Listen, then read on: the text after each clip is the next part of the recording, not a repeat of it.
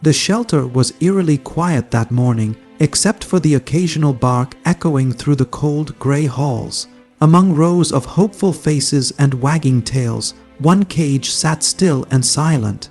Inside lay a German shepherd, his fur dull and his posture defeated.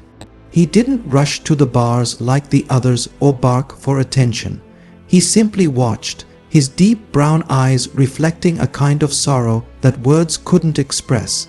His name had long been forgotten on paper, replaced with a number tag clipped to the side of the gate.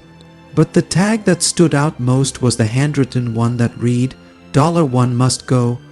He hadn't always been like this. Once he had promised. He'd been chosen for a police dog training program, strong and intelligent. But during the assessments, he hesitated to bite, even when commanded. He showed gentleness where aggression was expected. The trainers shook their heads and scribbled unsuitable temperament on his file. That label sealed his fate. Returned to the shelter, he was considered a failure. Too kind to protect, too quiet to impress. Days turned into weeks. The other dogs were adopted. Some loud and playful, some tiny and cute. But the German shepherd was passed over time and time again. Too big, too serious, too broken. The shelter staff began to lose hope. Feeding him became a routine, not a joy. He just isn't what families are looking for. One of them whispered, watching him lying in the same spot day after day. He didn't cry or whine. He didn't try to win anyone over. He simply waited. Maybe not even for someone to choose him, maybe just for the end. A kind volunteer tied a small red bandana around his neck one morning, trying to make him look more adoptable, but even she knew it was unlikely. The $1 sign wasn't a bargain, it was a quiet surrender. They needed space, and dogs that didn't move were dogs that didn't stay. But in that quiet cage, beneath those sad eyes, a heart still beat. A heart still capable of loyalty, love, and deep connection. No one knew it yet, not even the dog, but everything was about to change. Tommy had never liked loud places. The bright lights, barking dogs, and echoing voices inside the shelter made him grip his mother's hand tighter than usual. He was 10 years old, small for his age, with soft brown hair and a world inside his mind that few people were allowed to enter. Diagnosed with autism at the age of 3, Tommy rarely spoke, found eye contact difficult, and was overwhelmed by unfamiliar environments. But today, his mother had brought him here with quiet hope, not for a dog necessarily, but for some kind of spark, something to reach him. They walked slowly past each kennel. Puppies jumped and barked behind the glass, their excitement bouncing off the walls.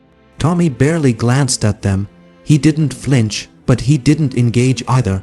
His eyes remained on the floor, his steps small and hesitant. His mother paused occasionally, smiling at the dogs, trying to encourage interest. "What about this one?" she'd ask gently, but Tommy would shake his head or look away. Then they reached the last row. In the far corner, a German shepherd sat quietly, not barking or pacing, just watching. His gaze didn't beg it, observed, calm and still. Something in his silence made Tommy stop. His mother felt the slight tug on her hand. She looked down and followed her son's eyes. The shepherd's dark eyes met Tommy's, and in that one quiet moment, something unspoken passed between them. Tommy let go of his mother's hand. He stepped forward, just a few inches, and knelt in front of the cage. The dog slowly stood and took a few cautious steps forward too. Neither moved fast, neither made a sound. They just watched each other like two lost souls recognizing something familiar. Then softly, barely audible, Tommy said a word his mother hadn't heard from him in days. "Friend." She froze, her heart catching in her throat. Tears welled in her eyes. That word, simple and small, meant everything. It was more than speech, it was connection. She crouched beside her son, gently placing her arm around him, unsure whether to cry or smile. The shelter worker nearby stared in disbelief. "That dog's never reacted like that to anyone," she said quietly, but Tommy wasn't listening. He was still kneeling, still staring into the dog's eyes, and the shepherd, once abandoned and silent, was staring right back, as if he understood perfectly. The shelter worker approached slowly, clipboard in hand, uncertainty written across her face. "You sure about this one?" she asked gently, glancing from the German shepherd to the boy kneeling beside the cage. "He's not really a family dog, not great with kids," they said. Tommy's mother looked at her son, still quietly locked in that strange, peaceful moment with the dog. She had never seen him connect like this, with anyone or anything. There was no hesitation in her voice. "Yes," she said softly, "he's the one." The worker shifted her weight, clearly uncomfortable.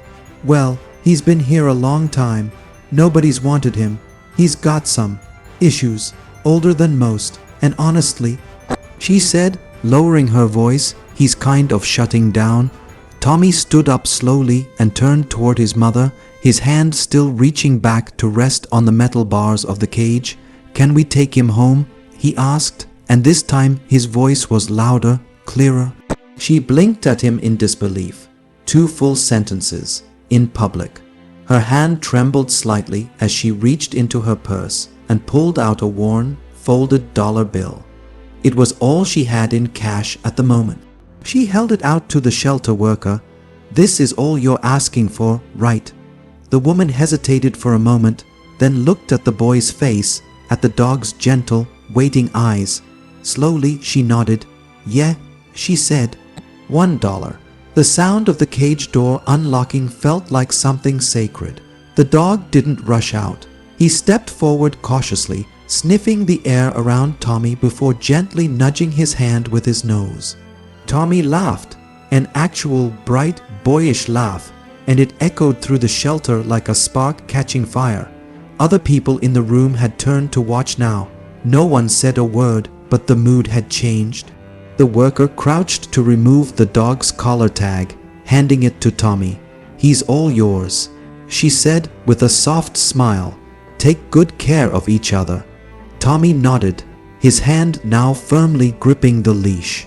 His mother took a shaky breath, then whispered almost to herself, "I'm not just buying a dog. I'm giving my son a reason to smile." And the dog, once abandoned for being too gentle, finally walked out of the cage, not with fear, but with purpose. At home, the German shepherd explored slowly, his steps cautious but curious. Every creak of the floor made his ears twitch. He sniffed the corners of the small living room, paused by the couch, and then quietly laid down near Tommy's feet, as if he already knew he belonged there. Tommy sat cross-legged on the floor, watching him with wide eyes. "Shadow," he said suddenly, as if the name had always been there. His mother looked over from the kitchen, surprised. "Shadow," she repeated. Tommy nodded. "Because he follows me." And he did. From the very first day, Shadow became Tommy's silent guardian. Wherever Tommy went, Shadow followed. Quiet, steady, always a few steps behind. At first, it was just in the house. But within a week, Tommy began venturing outside more than usual, to the backyard, then to the sidewalk, and eventually to the park. Children had always overwhelmed Tommy. The noise, the movement, it was too much. But now, when they came too close or ran by screaming, Shadow would gently step in front of Tommy and sit, calm and watchful. That small barrier made all the difference. Tommy started to feel safe. He began to look up more, to speak a little louder. He started telling Shadow stories in his own slow, halting way about space, dinosaurs, and the stars. Shadow listened like no one else ever had, his head tilted, eyes locked on the boy. At night, when Tommy used to lie awake with anxiety tightening his chest, Shadow would curl beside him, his warmth and steady breathing like a lullaby. Tommy stopped waking up crying. He stopped asking if the world was too loud. His mother began to notice the changes. His therapists did too. One evening, after a long walk, Tommy sat in the grass, Shadow's head resting on his lap. He whispered, "You don't talk, but I think you know everything." Shadow closed his eyes and let out a deep sigh as if he agreed. Tommy's world, once so small and filled with invisible walls, had started to open. All because of a dog who was once thrown away for being too soft. But that softness, gentle, steady, unwavering, was exactly what Tommy needed. And without saying a word, Shadow was helping him find his voice. Months passed like pages in a book, each one filled with moments that once felt impossible. Tommy was no longer the same boy who clung to shadows and silence. He laughed more now, genuine, belly-deep laughter that filled the house. He spoke in full sentences, asked questions, and even invited a classmate over for the first time. The therapist called it a breakthrough. His mother called it a miracle, but Tommy said it simply. Shadow helped me feel normal. Shadow wasn't just a pet. He was Tommy's protector, his friend, and his comfort in a world that still felt too loud sometimes. When Tommy struggled, Shadow was there. When he achieved something new, like reading aloud in class or riding his bike without fear, Shadow wagged his tail proudly, as if he understood every milestone. And maybe, in his own way, he did. One afternoon at the park where children once overwhelmed him, Tommy stood confidently holding Shadow's leash. A younger child fell nearby, scraping his knee and crying. Tommy knelt beside him without hesitation, just like he'd seen his mother do, and helped him up. Shadow stood beside him, calm and gentle. The boy's mother rushed over, thanking Tommy through tears. Tommy just smiled and said, "Shadow showed me how to be kind." The shelter had written him off. The world had labeled him unfit, unadoptable, a dog without a purpose, but they had been wrong. The dog who was once sold for $1 had become priceless. Late one evening, Tommy sat on the porch, watching the sun melt into the horizon. Shadow lay beside him, head on his paws. Tommy leaned over and whispered, "You were never broken, were you? You were just waiting for me." His mother stood quietly at the doorway, heart full, eyes misty. She knew the truth. They had saved each other. The boy who barely spoke and the dog no one wanted had found exactly what they both needed: love, trust, and a place to belong.